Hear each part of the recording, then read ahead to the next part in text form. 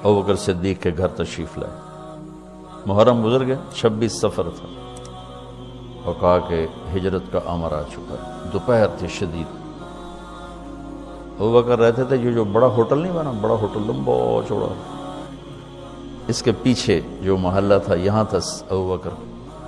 وہ جب یہ سب کچھ نہیں تھا تو اس وقت مکے کے دوستوں نے بتایا بھئی یہاں صدیق کا گھر تھا، یہاں اللہ کے نبی کا، حضرت خدیجہ کا سر بتایا.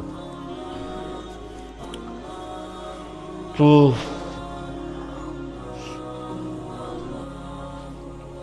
ادھر رات کو یہ سارے لوگ کٹھے ہوئے اور انہیں گھر کا گھیرا ڈال لیا. گرمیاں تھیں، ستمبر کا مہینہ تھا. تو آپ نے حضرت علی کو اپنی جگہ لٹایا باہر، چادر اوپر لے کے لیٹ گئے. اب ان کو بیچ میں سے چیر کے نکل گئے. وجعلنا من بین ایدیہم سدا ومن خلفہم سدا فاغشیناہم فہم لا یبصرون. تو شیطان نے شور مچایا، نکل گیا نکل گیا نکل گیا. ایک لمحے کے لیے وہ اندھے ہو گئے. پھر ایسے دیکھا سویا ہوا سویا ہوا. ایسے ہی کسی نے آواز لگائی اور کم وقت ایمان سے خالی تھے اور معاشرت اس وقت بھی ایسی تھی کہ گھر گھس کے قتل نہیں کرتے تھے. یہ ان کے اصول تھے کہ کسی کو گھر کے اندر جا کے قتل نہیں کرنا کہ عورتیں خوف زدہ نہ ہوں، بچے خوف زدہ نہ ہوں. یا مسجدوں میں آ گئے تو بھائی پھر انتظار کرتے رہے. جب صبح ہوئی تو حضرت علی اٹھے. اچھا انہوں نے کیا کیا، انہوں نے پتھر مارو دیکھو کیا کرتا ہے. شاید کپڑا ہٹائے چہرے سے تو پتھر مارے. تو حضرت علی کو پتھر کر ہائے کرے ہائے، لیکن چہرہ سے کپڑا نہیں ہٹایا. صبح ہوئی تو کدھر ہے محمد کا، مجھے کیا خبر، تم باہر تھے میں اندر تھا، مجھے کیا خبر. تو پھر وہ کہنے لگے ہمیں شک تو رات کو ہی پڑ گیا تھا، اس لیے کہ اسے جتنے بھی پتھر پڑتے تھے کبھی ہائے نہیں کرتا تھا، اور تیری جو ہائے تھی نا، رات کو شک میں پڑ گئے تھے کہ یہ وہ نہیں ہے. لیکن بس ہم دھوکہ کھا گئے. تو اب وہاں سے نکلے تو یہ 27 کی رات تھی، 27 صفر، اور ستمبر کا مہینہ تھا. تو 622 عیسوی تھی. باقی ستمبر کی تاریخ دیکھ لینا. تو ادھر ہے مدینہ اور ادھر ہے جبل ثور. تو ابوبکر نے عرض کی میں نے ایک غار ڈھونڈ رکھا ہے، پہلے وہاں چلتے ہیں. تو جب ہماری تلاش ذرا رک جائے گی پھر ہم نکلیں گے. تو اللہ کے نبی پنجوں کے بل چل رہے تھے. پنجوں کے بل، پنجوں کے بل اس لیے چل رہے تھے کہ پاؤں کا نشان دیکھ کر کھوجی پیچھے نہ پہنچ. یہ ایک علم تھا جو اب مٹ گیا ہے، کیونکہ سڑکیں پکی ہو گئیں تو چور کا نشان ختم ہو جاتا ہے. جب سڑکیں کچی ہوتی تھیں تو اس کے قدموں کو کھوجی پہچانتا ہوا چلتا چلتا چلتا اس کے گھر پہنچ جاتا، چاہے وہ 100 میل ہوتا تھا. اپنے بچپن میں نے دیکھے کھوجی گاؤں میں رہتے تھے. ایک دفعہ یوں پاؤں دیکھتے تھے بس پھر اس کو لیتے. اب پکی سڑک آ جاتی ہے تو ختم. تو یہ کوئی مکہ سے غار ثور 3 میل، تو آپ ایسے جا رہے تھے. ایسے ابوبکر کبھی آپ کے آگے چلتے کبھی پیچھے چلتے، کبھی آگے چلتے کبھی پیچھے چلتے. تو آپ نے پوچھا یہ کیا کرتے، کبھی آگے کبھی پیچھے. تو کہنے لگے اخاف الرصد فامشی امامک، اخاف الطلب فامشی خلفک. جب مجھے یہ خیال آتا ہے کہ کوئی آگے چھپا ہوا حملہ آور حملہ نہ کر دے دشمن تو میں آگے ہو جاتا ہوں. جب مجھے خیال آتا ہے پیچھے سے کوئی پہنچ نہ جائے تو میں پیچھے ہو جاتا ہوں. اس طرح. تو آپ نے بہت شکریہ ادا کیا.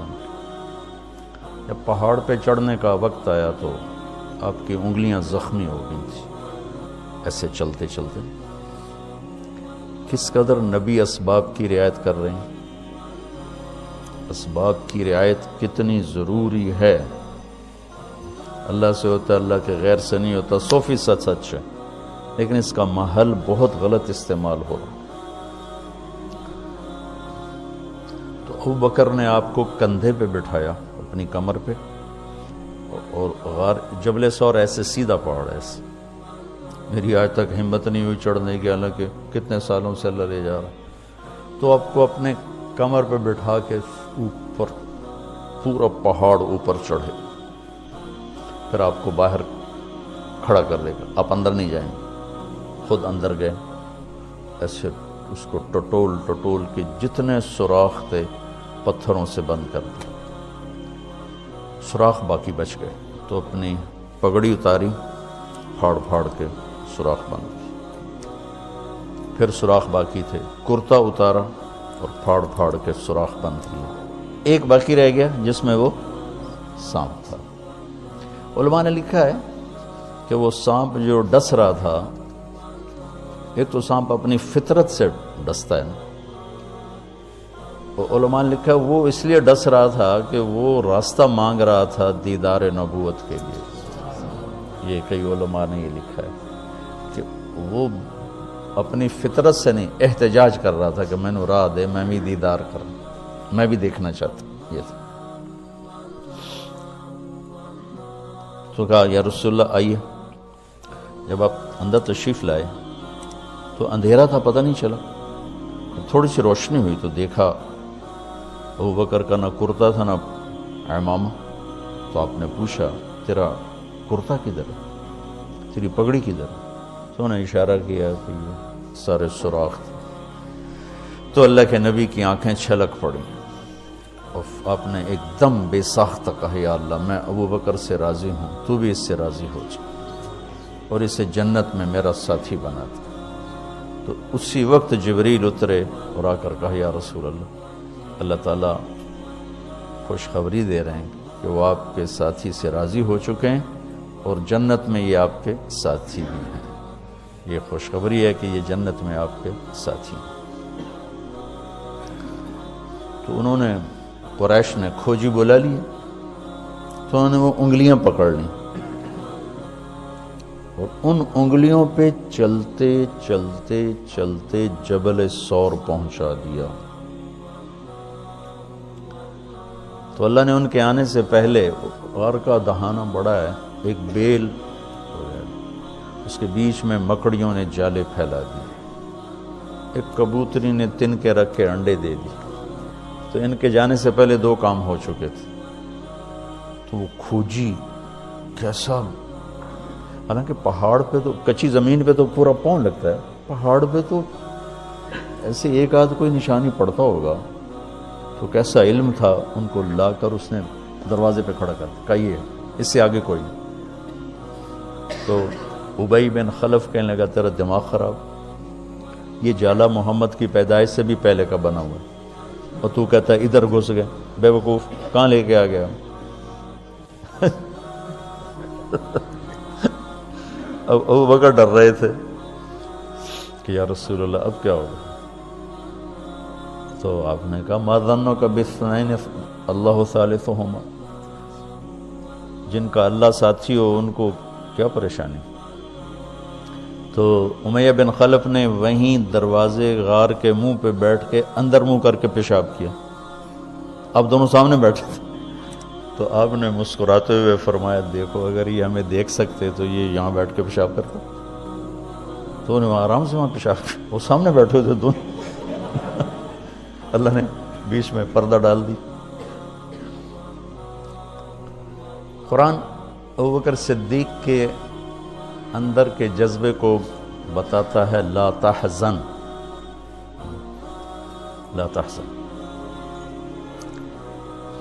قوم موسیٰ جب سامنے پانی اور پیچھے فرعون، تو ان کے جذبات کی ترجمانی کرتا ہے انا لمدرکون، انا لمدرکون.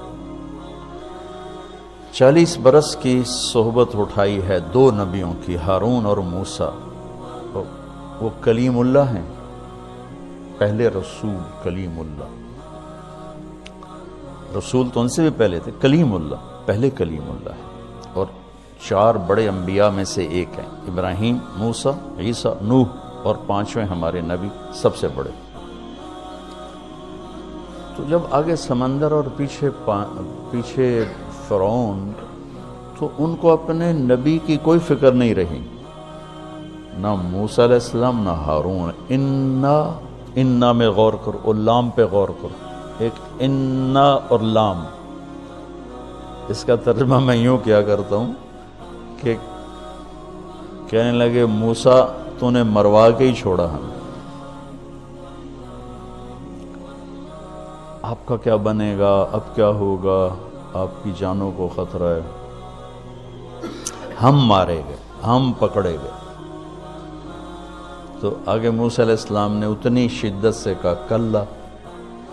کلا کا ترجمہ میں یوں کیا کرتا ہوں کہ ہو تسی اسے لائق کہ یا تسی پانی ڈوب جاؤ یا تو فرعون لتر مارے، لیکن ان معی ربی، میرا رب میرے ساتھ ہے، مجھے بچائے گا تو میری تو فعل تم بھی بچو گے۔ تو انا لمدرکون ان کے ذہن کی عکاسی کرتا ہے، پستی ذہن کہ صرف اپنی پڑ گئی، اور لا تحزن عکاسی کرتا ہے کہ ابراہیم ابوبکر اپنی جان کا اگر خوف ہوتا تو لفظ آتا لا تخف، انہیں غم لگ گیا اپنے نبی کا، اب میرے نبی کا کیا ہوگا۔ تو حزن اپنے لیے نہیں، اپنے دوسرے کے لیے، آپ کی اب آپ کا کیا بنا، اب میرے نبی کا کیا بنے گا، اس کیفیت کے لیے قرآن نے اس میں عظمت صدیق ہے، لا تحزن، کہ انہیں اپنا کوئی فکر نہیں تھا، انہیں فکر پڑ گیا نبی کی، انہوں نے کہا ان اللہ معنا، اور ان اللہ معنا صدیق کو بھی اپنے ساتھ لے لیا، تیرے میرے دونوں کے ساتھ اللہ ہے، فکر۔ موسیٰ علیہ السلام نے صرف اپنے آپ کو لیا ان کے اس جملے کی وجہ سے، ان معی رب، میرا رب میرے ساتھ۔ تو یہ یعنی اس امت اور اس امت کا فرق میں آپ کو بتا رہا ہوں کہ دونوں لفظ قرآن میں ہیں، سبحان، کیا کمال۔ میں سوچتا ہوں کتنی پست عقل لوگ تھے، اتنے معجزے دیکھ کر 4 قدم چلے تو کہنے لگے اجعلنا الہا کما لہم آلہہ، بالکل ہی بدھو تھے۔ اور اللہ کے نبی فوت ہوئے اور ابو بکر کا خطبہ سنو، من کان یعبد محمدا فإن محمدا قد مات ومن کان یعبد اللہ فإن اللہ حی لا یموت۔ وہ کہہ رہے ہیں اجعلنا الہا کما لہم آلہہ، موجودگی یہ انبیاء، 2 انبیاء کی موجودگی، اور یہاں وہ دنیا چھوڑ چکے ہیں اور ان کا ایک ادنا خادم اعلان کر رہا ہے، من کان یعبد محمدا فإن محمدا قد مات ومن کان یعبد اللہ فإن اللہ حی لا یموت۔